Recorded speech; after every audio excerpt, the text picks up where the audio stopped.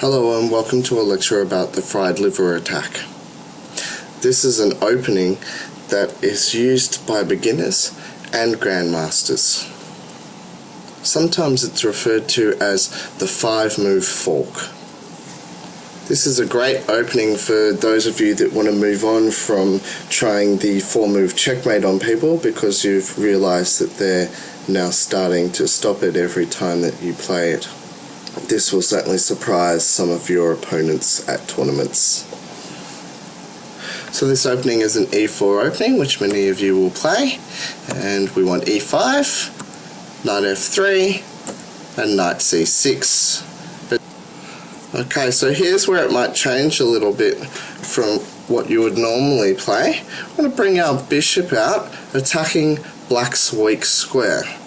The idea being that after the knight moves to g5, it will also be attacking through to black's weak square, and from there it would be forking the queen and the rook. So here's where it's the 5-move fork. 1 move for the pawn, move for the knight, a move for the bishop, that's 3, 4 moves, and we're threatening to fork on the 5th move. The problem is that at the moment the queen is actually covering the square that we want to put the knight on. So we need our opponent to help us out a little bit. So here black might play something like knight f6, trying to get towards the center, following their golden rules, developing a piece, also attacking through to this pawn here, but the problem being that he is now blocked off the queen's advance to the g5 square, which means that white can play knight to g5 with no problem and start creating the attack on the fork. From here, white is actually creating 2 threats. One, to move the knight in and fork the queen and the rook, but the other is to actually move the bishop in and put the king into check. So if, for instance, black were to make a move here like queen e7 to cover this fork and move one of the forked pieces, then white would be able to play bishop takes f7 check, forcing the king to move, and black would lose their right to castle, and white would also be up an entire pawn. So black really needs to find a better move than having the queen come down. From here, it's generally accepted that black's best move is actually d5, blocking the bishop off. So then, e takes d5. But haven't we blocked our own bishop off now? At least we've attacked the enemy knight. And what would you expect black to do in this case? He's just lost a pawn, and we would normally expect him to capture back, yes? So how can he capture that pawn back? Well, he could capture back with his queen, but I don't think that that's going to be such a good move. Or he could capture back with his knight. The problem is both moves are not so good. In fact, here's where a grandmaster would play a move like knight to a5, attacking the bishop from behind. However, it's likely that we're going to be playing beginners, and they're going to be thinking about capturing that pawn. So let's have a look at what happens when knight takes d5. This is what we really want black to do. From here, he's actually lost. You see, black has walked straight into a tactic that we call a pin. Now, if you look at the bishop, it is attacking through the knight towards f7, and our other knight is also still attacking f7, which means that the black knight is pinned against the fact that the white knight will be able to create a fork if the black knight were to move. Because when the black knight moves, the bishop will be able to protect the white knight on the f7 square. So now as white we can exploit that, or we can work with that weakness. We can play as if black is actually down a knight. So what we're going to do is try and open up some more pieces. d4 is the first move we should play here. There are a couple of ideas behind this move. First of all is that when the knight moved from the f6 square, the queen was all of a sudden attacking through to the white knight. So by moving the d4 pawn, we have allowed the bishop to protect the white knight. We've also, of course, actually opened up the bishop so that it could move. And the movement of this pawn is actually another tactic called a decoy. We're trying to take the e5 pawn off the e file, because if we can get it off the e file, we will have a nice open e file where two kings will be sitting.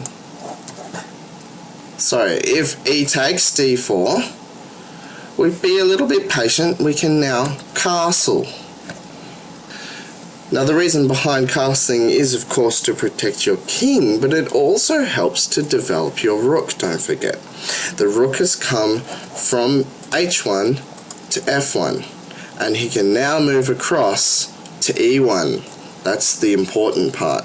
Then he will be attacking through towards the king. So black here is going to be worried about the rook attacking through to his king. He doesn't want to move his queen to e7, because then the queen would be pinned when the rook moves to e1. He would like to move his bishop, because that will give him an open area to castle, and it will also double attack the knight, because the queen and the bishop are working together to attack the knight, which means that our bishop on c1 is not able to keep up the knight's defense. Now, any time during this entire sequence that your knight gets attacked, you need to play this move, and that is knight takes f7, sacrificing your knight for a pawn. Now here, if black doesn't want to be forked and lose either his rook or his queen, his only option is to capture back. And now white has this quick jab attack, queen to f3, check, but also attacking through to the pinned piece. So it is in fact a fork. It is now 100% pinned as well, because we've pulled the king onto the f7 square, so the knight 100% cannot move or it will be check. And don't forget, when you have a pinned piece, what you want to do is attack it with another piece.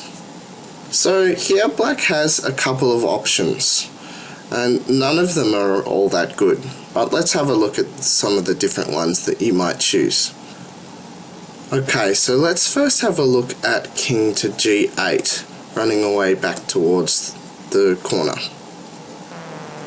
After that happens, the bishop will take the knight, and we've won our knight for free.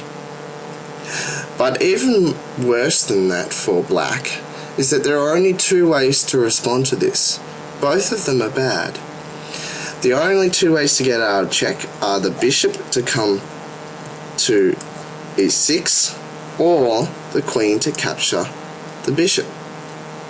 If the bishop goes to e6 to block off the king from the bishop, when bishop captures bishop, it is checkmate. Or if the queen captures the bishop, then black has lost their queen.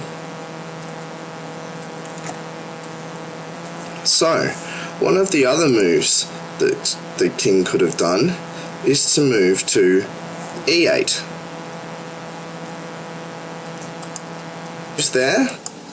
Well, the simple advantage for white is that they just capture the knight for free.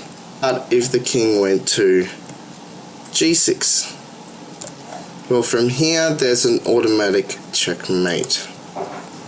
The bishop would actually come back to d3, check, And the king, notice, he's completely blocked off by the queen from the F file. And the bishop is also blocking off the diagonal.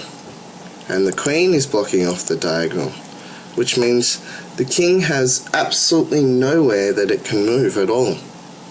So the only choice here would be the bishop coming to F5, and after that, when the queen captures, it's checkmate. Okay, so the last place that the king could go, and that's the king going to E6. And when he goes there, he helps to protect the knight, doesn't he? So we don't want that at all. We don't like that. We need to put a nice quick attack in on the queen on the E file. And here comes our castled rook to help do that. So once again, the king has a couple of options. Let's have a look at the king going to D6.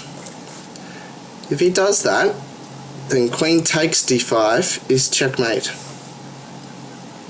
What about if the king goes to D7? Then queen takes D5, check.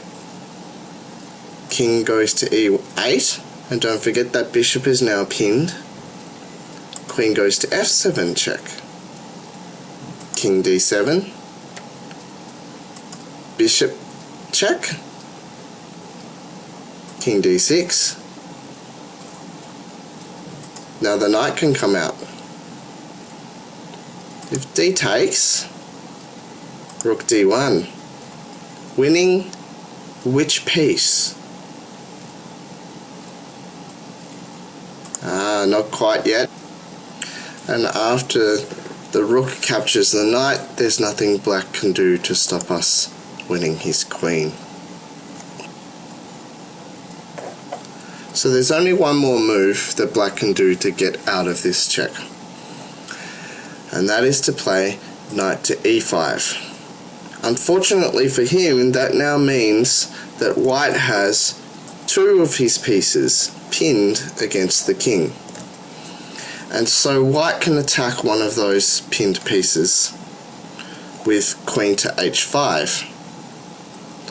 Now the queen must go to D6 to help protect both of those pinned pieces. But white now has F4 to yet again attack the pinned piece. And the king will have to go to D7, knowing that rook takes E5 is coming. So I hope you've enjoyed looking at the way the fried liver attack can really open up the board. In the fried liver attack, white really breaks open the board by bringing that king out into the open, with knight taking the pawn on F7, and then the quick jab attack from the queen at F3. Maybe in one of your next tournament games you might try forking the queen and the rook on the F7 square.